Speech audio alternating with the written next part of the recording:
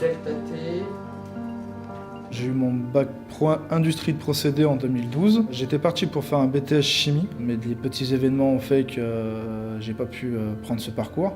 Et du coup, je suis parti dans la vie active, donc dans la société Adiceo, c'est que j'ai pu réaliser un démarrage d'entreprise, un démarrage d'atelier. Et du coup, par la suite, pas été convenu d'un CDI, donc je me suis fait recruter par ICOT.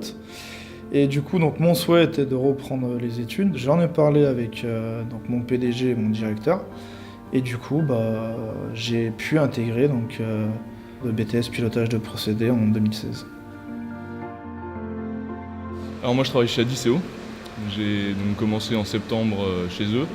On a un rythme d'alternance de 5 semaines. Donc 5 semaines en entreprise, 5 semaines en cours.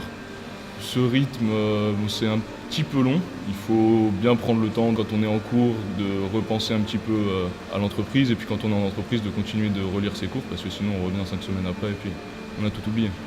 On a pu voir donc, l'atelier réaction, distillation, PDR et la colonie CS. Donc en fait ces ateliers ils vont vraiment nous permettre de nous initier donc, à tous les ateliers de la plateforme et du coup même si on va changer de travail, on va passer d'Adiceo à Novapex, à Blue Star, peu importe, on va pouvoir s'adapter à n'importe quel atelier.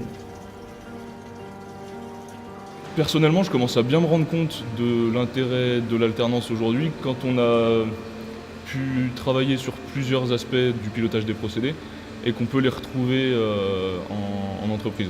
Au début, on travaille sur quelque chose, on n'a pas forcément immédiatement le lien en entreprise, mais là de plus en plus on voit les relations qu'il y a et puis oui, ça permet de... Si on a une question sur l'entreprise, on a quelques semaines pour essayer de travailler avec les profs dessus.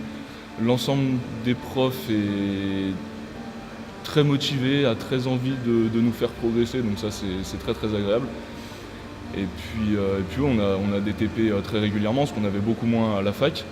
On a beaucoup plus de TP avec du matériel beaucoup plus intéressant et beaucoup plus proche de ce qu'on voit directement la semaine d'après en entreprise. T17 28,9, T18 29,2, T19 35,7. Actuellement j'occupe un poste de technicien de fabrication dans les côtes. Donc technicien de fabrication c'est le poste à pourvoir avec un BTS. Donc j'ai le poste sans avoir le diplôme.